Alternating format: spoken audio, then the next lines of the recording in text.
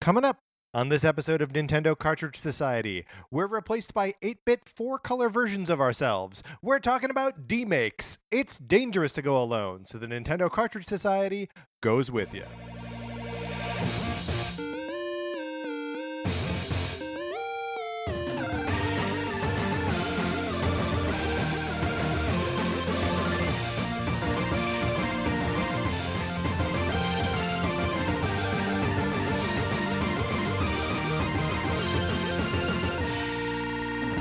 Welcome to Nintendo Cartridge Society. My name is Patrick Ellers. I am joined, as always, by my co-host, Mark Mitchell. How's it going, Mark? It's going great. Yeah. What do you think the first Beach Boys song you ever heard was, and do you think it was Kokomo? Entirely possible. So let's see. I was born in 1982. So was Kokomo like 87 or something like that? It was a late Beach Boys song. Yeah. I would be willing to guess that I heard a Beach Boys song before I could like register that I was hearing it. So it's probably like "Help Me, Rhonda" or like "Get Around" or something like that. What do you think it was for you? You think it was Kokomo? So Kokomo's I think the one I can remember as being the first one, but I probably had heard other ones before that. Do you think that you heard the Beach Boys singing Kokomo or the Muppets singing Kokomo first? Oh man. I don't even know if today I could tell the difference. I think you could tell the difference. One of them sounds like Kermit. Uh-huh. Bodies in the sand. It was the Beach Boy version. Because that's you jogged my memory. That's exactly what it sounds like. When did you first hear of a Beach Boys song? You could email us at Nintendo Cartridge Society at gmail.com. No, look, what we really need you to do is help us out with this Pokemon thing. There's a lot of these Pokemons, and we don't know them all. We're trying to figure out who is the best starter Pokemon. And right now, Mark and I can't tell our Piplups from our Fennekins, right? We need your help. Please help direct us. I'm so impressed right now. What, that I pulled out too? Yeah. Woo! Anytime someone names a Pokemon that's not Pikachu, I'm excited. Yeah, well, because it's hard. Look, we're big dummies and we need your help. There are like 900 of these things, but we're really only going to be dealing with about 30. That's still too many. So if you can help us decide which is the best starter, please email any information about that to Nintendo Cartridge Society at gmail.com. If you've got a takedown of a Pokemon, you're like, I don't want to see that little grassy owl in this list at all, then you got to tell us why he's a big dumb owl. You know, and if you wanted, speaking of owls, if you wanted to kill two birds with one stone, interesting, you could also leave your pick or non-pick for favorite Pokemon starter in a 5-star review on iTunes or Apple Podcasts. Hey, perfect. That's another thing that we should be asking you for. And normally we're pretty good about it, but we blew right past it this episode. Yeah, please rate and review on Apple Podcasts. It helps us tremendously. People find the show. We look like a real show when we have a bunch of reviews. So we appreciate it, and it makes us feel super good. Mark, enough screwing around. Is it time to get to the task at hand? Always. Always enough screwing around. Here we go.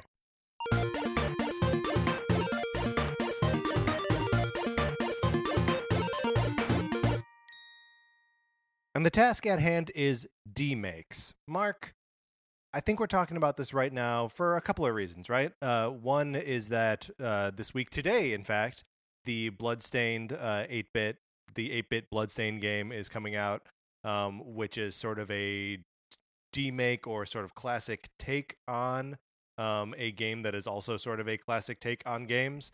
But also, a couple weeks ago, you sent me a link to a video of a Breath of the Wild demake. Yeah, somebody had remade the opening, like the complete like opening cinematic and moments of like getting your first armor and then walking out onto the plateau for the first time. Right, of Breath of the Wild. And they had remade it in the Game Boy Color, I think.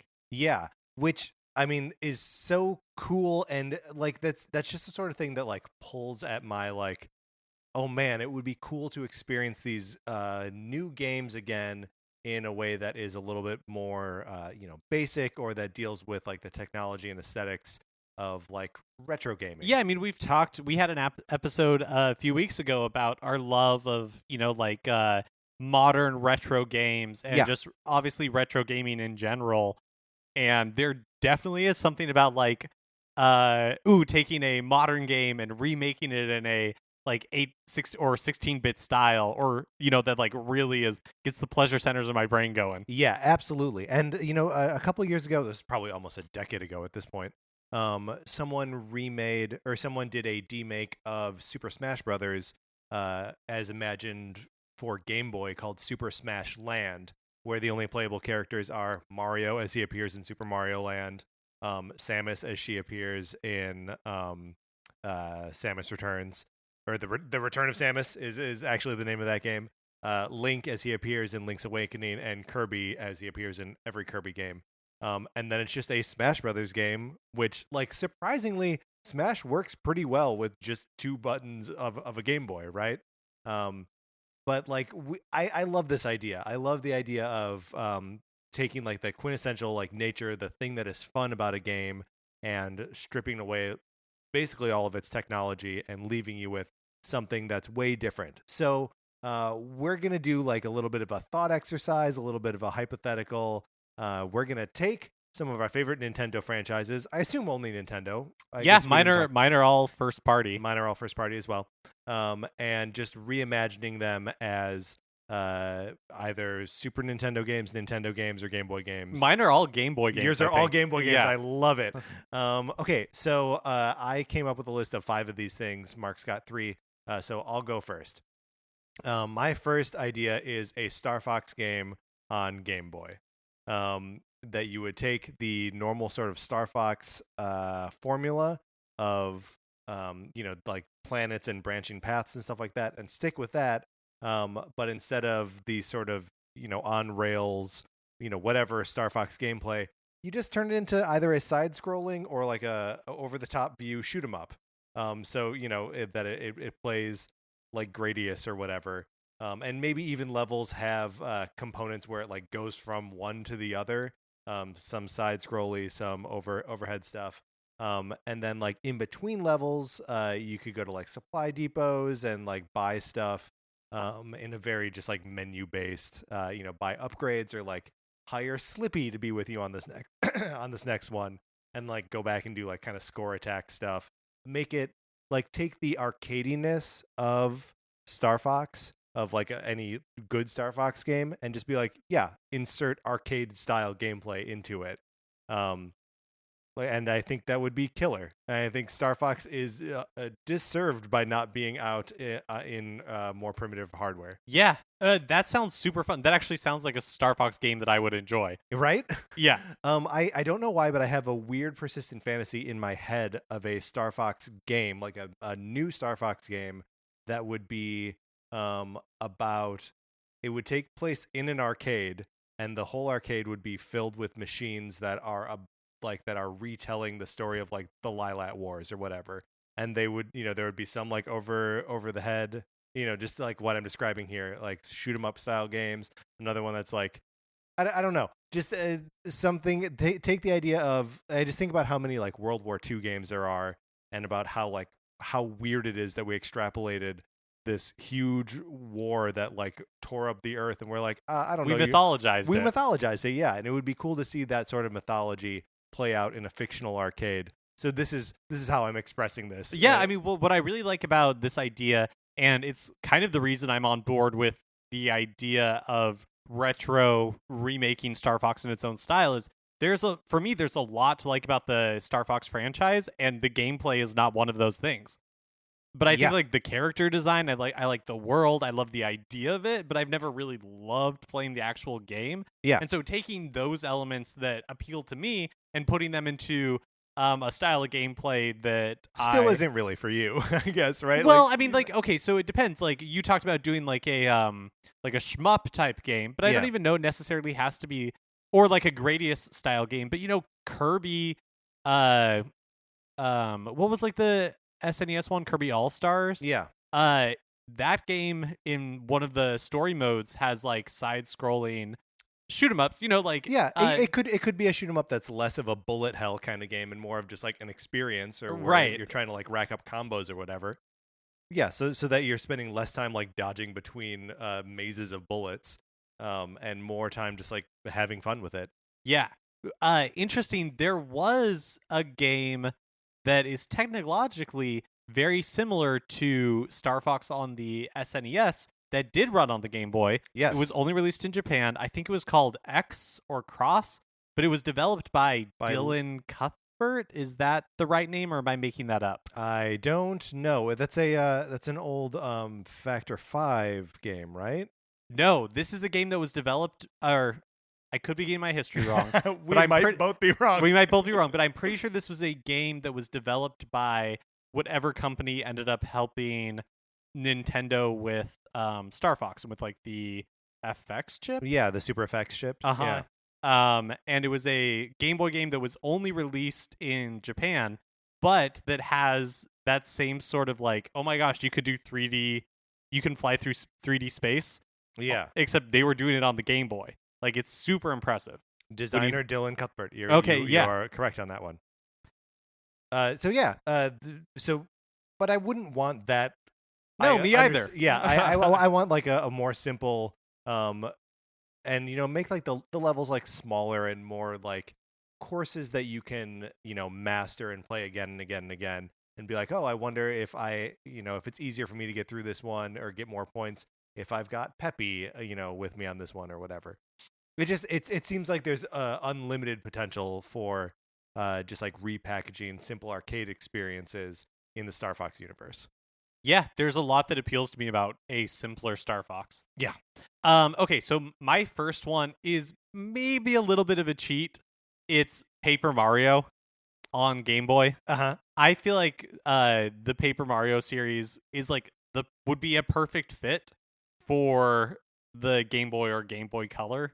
Now, would you keep the like active like battles where like you push? I'd make it totally turn-based. Totally turn-based. Okay. All right. Is it most of the Game Boy RPGs? I'm just realizing now that I remember playing have that sort of like first-person perspective in the battles. Do you keep that or?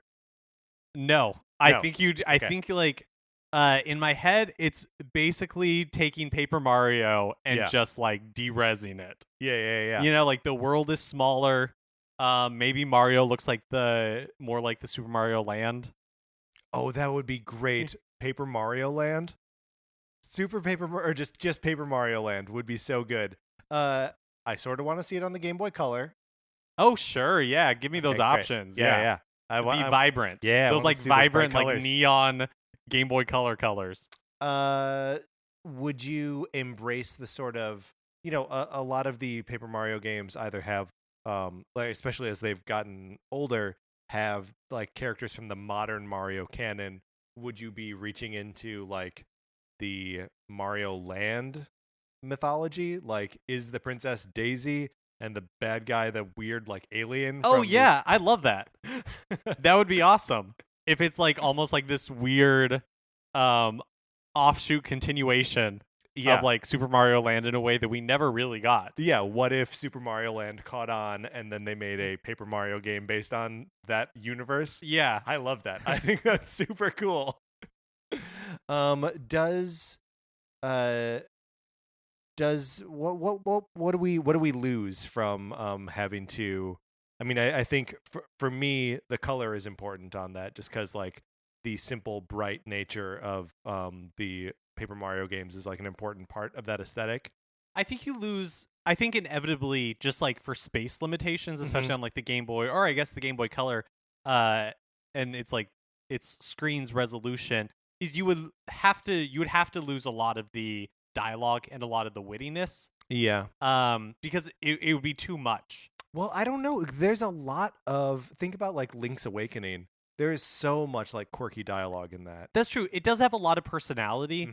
That's what you need. You need the Link's Awakening team. All of these games, by the way. If any of these games are Game Boy games, we would want the Link's Awakening team for sure. working on it. Them and the Donkey Kong 94 team working in conjunction. Yeah, I guess you're right. Like there are examples of really succinct but clever writing in the Game Boy version or in Game Boy games. Yeah. I feel like there are also examples of it not working. Yeah, absolutely. And we talked several months ago now about the original Final Fantasy Legend which is on Game Boy, which is sort of a precursor to the Saga series. That had a lot of overblown writing and like pretentious garbage in it. So we just have to hit a nice little medium here. That sounds like a great game. I can't wait to never play that. My second choice here. This is a Super Nintendo game, so I hope it's not cheating. But I would like to take Pokken Tournament and turn it into a Super Nintendo style fighting game. Oh, okay. So get rid of all of the 3D-ness of the like Tekken games and just make it basically a Street Fighter 2 clone, but with Pokemon characters. And would it be in like the style of like the cute Gen 1 designs? Absolutely. I'm saying only Gen 1 characters and only like little cute Pokemon. I have a lineup, if you will, indulge me. So I think the first version of the game that goes out, I'm going to follow the Street Fighter 2 model here exactly, is just 8 playable characters and 4 boss characters. The 4 playable characters are Pikachu, Bulbasaur, Charmander, Squirtle, the starters. Geodude, Mankey, Abra, and Ghastly. Okay? Okay. Those are the starters. And the bosses are Snorlax, Mew, Ditto, and Eve. That's great. Eevee. So Eevee. Why is that? We call it Eevee, right? Yeah, I think so. And then there will be a championship edition version that those will be playable, and then in a super Pokken tournament too, they would introduce Pidgey, Rattata, Caterpie, and Psyduck. And of course, in 20 or 30 years when the Switch version is released, there would be Dark Pikachu. Of course.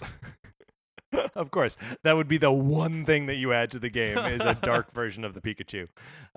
Yeah, I mean, basically, I like the idea of Pokken Tournament, but it is just not fighting gamey enough for me. I want a simplified version of that. We're not like moving between like 2 different planes of combat. I just want Street Fighter with Pokemon characters. I think it'd be fun to see because Street Fighter 2 has the very like vibrantly drawn and animated backgrounds. Yeah. For each character, and it would be fun to see what the backgrounds would be for like a game like that. Yeah. Where you're like, especially because you're pulling all from Gen 1. And so you wouldn't be able to do like different regions. Right. You'd have to do different like areas, different like towns or different gyms like within the tall grass. Kanto. Yeah, exactly. They're all just the tall grass. All right. What do you got? Okay. All right. My second one is, I guess mine are all kind of in the Mario universe, but Luigi's Mansion. Oh, great. On the Game Boy. Okay. Tell me how this works. So I think it's more of are you familiar with like Ghostbusters on the Game Boy at all? Or maybe it was Ghostbusters 2. No. But basically it's like is it like side scrolling or it's not really side scrolling. It's more, I'm trying to think of like would you call it like an action game? Basically you're in like a space and you're it's like almost like an isometric view. Okay. And then you're walking around like within that space. But it's not like a Donkey Kong type or Mario type side-scrolling platformer. Okay, so it's more like an action game. Yeah, okay. Where you're walking in, like a Double Dragon. Is that what you're describing? More open than that because it's not just side-scrolling. Okay, it's maybe think of it more like almost like a Link to the Past type dungeon. Okay, where it's like over the overhead. Yeah, you can move around. There's lots of different rooms that are all interconnected. And there's so like imagine something like that. Mm-hmm. But of course, because it's a Game Boy game, and because puzzle games were so big on the Game Boy, when you go to like capture a ghost instead of like pressing a button or anything, what it comes down to is it's like here's like a Tetris type game for like 45 seconds. Oh, I love it. That you have to like meet certain requirements, maybe get like a certain number of lines in removed in like 45 seconds, and then Right, to like clear out his vacuum cleaner. yeah, and then, exactly, like, and then sucks up there's the more ghost. room for like another ghost or something like that. That sounds great. I love. First of all, Luigi's Mansion we should just have more Luigi's Mansion. I understand we only have 2. No, here's a debug from last week when I said there are only 2 games in the Luigi's Mansion series. There is, of course, an arcade game that I was leaving out. So there are 3 games in the series. Would love to see a 4th. But I like that it's like the sort of midway point between, like, it feels so weird to have like a horror game on Game Boy, but like Luigi's Mansion kind of like toes the line of like it can be sort of spooky, but mostly you're just having fun. Right. And I feel like that's what it would be like if you put anything spooky on a Game Boy. Like, mostly just having fun. And I don't really know that you lose a whole lot by putting like Luigi's Mansion on the Game Boy. You don't get to hear him sing. You could still do that. Can you? In like a little like weird 8-bit voice. All right, you're right. We just wouldn't be able to hear the terror in his voice. Yeah, that's right. A little bit of that would be lost. So my next one is related to this, I think, or at least very similar. I would love to see Captain Toad's Treasure Tracker on the Game Boy and do it just like an Adventures of Lolo game, or remember we talked about Quirk the Chilled Tomato on a previous episode, where you're just, again, overhead view, and you're just in rooms pushing blocks around so you can get access to stars, and then you're on to the next level. Are there toads in Super Mario Land? Are we like thinking that we're going to try to bring like the art style over, or is this? Jeez, I don't think there are toads in any of the. Like, I'm trying to think about it. If there are toads in any of the Mario games on Game Boy, I don't think there are. I mean, I wonder if you could take the Captain Toad concept and make it like Wario related. Well, I like the idea of doing, because if we are thinking of it as like a demake, yeah. So I love the idea of somebody trying to capture Captain Toad, yeah, in like an 8-bit art style. Yeah, and I mean the Captain Toad music would be perfect in just a dumb little 8-bit, right? Right. And like the only game that exists at the moment, Captain Toad's Treasure Tracker, is so much just about like understanding all of the space and like how to move around it. And I think that would, make perfect sense translated into just a 2D overhead view sort of game. And, maybe wouldn't be the deepest experience, but I remember having a ton of fun with both The Adventures of Lolo and the Quirk tomato game. So, yeah, why not make that Toad? Okay, so my final one is Super Mario 3D World. Oh my gosh, what are we doing? On the Game Boy. Okay. Pull out the link cables, pull out the splitter. Yes. You're going to have 4 Game Boys. You're linking them together. And you are running through these. I guess maybe it would be more like... it would almost be like New Super Mario, right? Yes. Or like New Super Mario meets Super Mario Brothers 2. Yes, New Super Mario Brothers meets Super Mario Brothers 2 with the cat suits from Super Mario 3D World. Yes. Can the Game Boy do that if you do like link cable, both of you running around one level together? I really doubt it. It would be surprising if it could. Yeah, I mean, I love any like Mario multiplayer simultaneous thing, and you can put Mario in a cat suit all you want. I just more of that, please. Yeah. Yeah, that's good. That's what do we lose in taking away the 3D-ness of it? Anything? I mean, kind of, it just becomes, like you said, it's really more of a like new Super Mario game. Right. But still with the characters with different abilities. I think that's cool. All right, my next pitch. This could also be on Game Boy, I suppose. Pikmin on NES. I'm essentially imagining just a Lemmings game, but with Pikmin instead of Lemmings. And then you could have, all of the same like atmospheric hazards or like big monsters that they have to either defeat or that you just have to like navigate them past.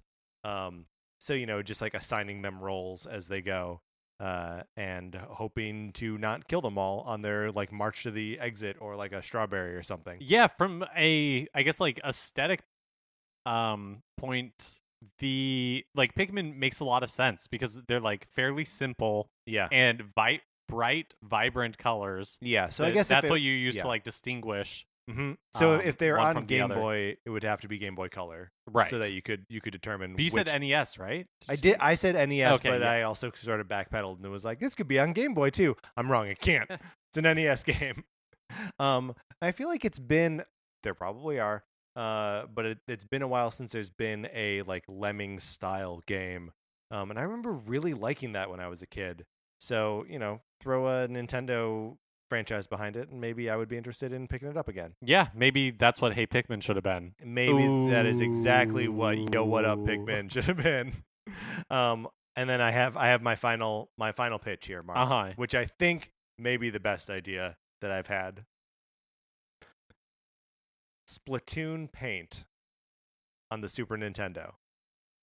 I'm listening. I'm just jamming together Mario Paint and Splatoon. Now, I love the idea of some 16-bit Splatoon, like, Squid Rock. Yes. So this is part of it, that you would take all of the musical instrument options, replace them with Splatoon music options, which means you've got some, like, crazy electronica music. You've got some, like, heavy guitars and, like, crazy drums. So you can make all of that music as much as you want, and it's super fun. Also, all of the like preloaded sprites would be like Splatoon-y sprites. Get that Mario out of there. Who cares? Get Mario out. He's gone. And then just give you more like sort of graffiti paintbrush options, so that like the spray paint can feels like a real spray paint can. And just like let everything be a little bit drippier, so that like everything you draw ends up being a little bit more in that graffiti sort of street art style. But then, do you have much experience with Mario Paint? Not a ton. We bought it. Yeah. But we bought it just as like a loose cartridge, so we didn't have the mouse. You didn't have the mouse? No, we didn't have the mouse. So what did you do? And not play it very much. Yeah, no kidding. I'm imagining all of this with the mouse, of course. In Mario Paint, it was a mode called Coffee Break, which is where you swat bugs with a fly swatter, right? Like these little flies. Why is it called Coffee Break? Because you're taking a break from your from like making whatever you're making, so you can have a coffee break, and you're just swatting bugs while you're having coffee. I don't know. This is how I justified it in my head as a kid.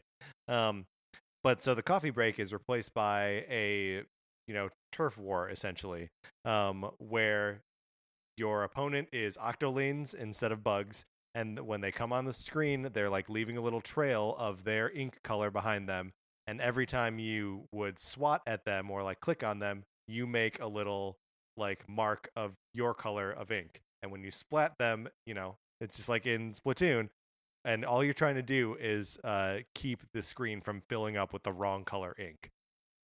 That sounds super cool. And that would be it. That's my idea for Splatoon Paint. It's basically just using all of the mechanics of Mario Paint and slapping a fresh IP on it. Yep, a coat of ink on it.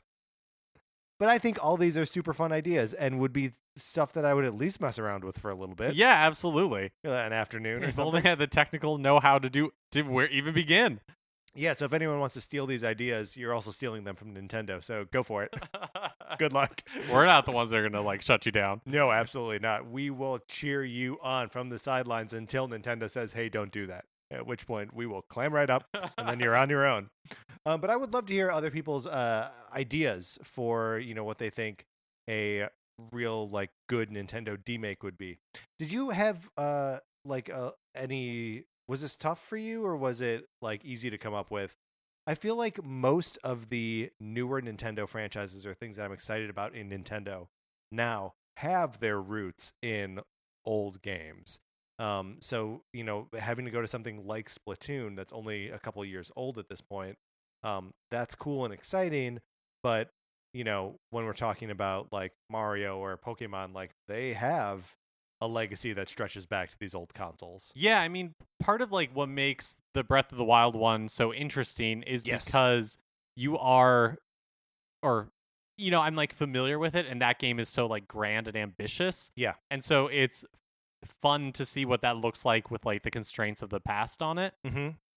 But Breath of the Wild has so much Zelda history built into it that when you see it on like the Game Boy Color screen, it doesn't feel wrong. Yeah. No, I totally get that. Like I wonder if it would be cool to just see like Super Mario Odyssey remade as Super Mario 3 or something. You know what I mean? Where like you just take those same assets and you're like, yeah, this world is the Metro Kingdom and there are just levels in it. Like that kind of thing, even a pitch like that's just kind of taking the superficial elements of the new game and putting it in the old game. I don't know. That sounds very appealing to me. Yeah, I mean, we are so in the bag for Nintendo and retro games that any mashup of those two are like, has me drooling like a dog. That's right. So we are slobbering fanboys, I think is what we've arrived at here. We would love to hear what slobbery mess you would come up with if you could make or demake a Nintendo game. So please email us at Nintendo Cartridge Society at gmail.com. Maybe someone to demake Other M, Metroid Other M. Oh yeah. What does that look like? Oh, do you think it's improved by a lack of voice acting? By the lack of voice acting. Yes, Mark, I do. All right, this is great. I would love to hear everyone else's what you would do. So email those to us, and let's close out this conversation.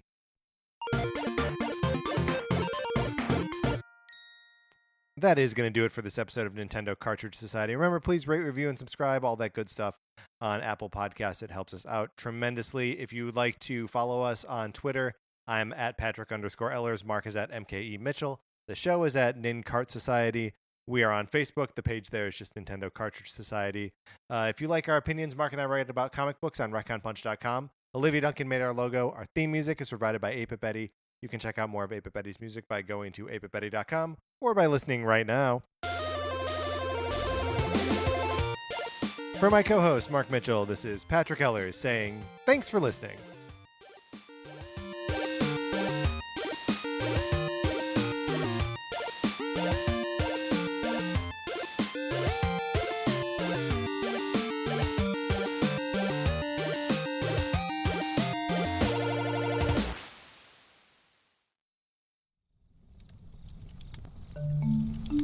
Campfire.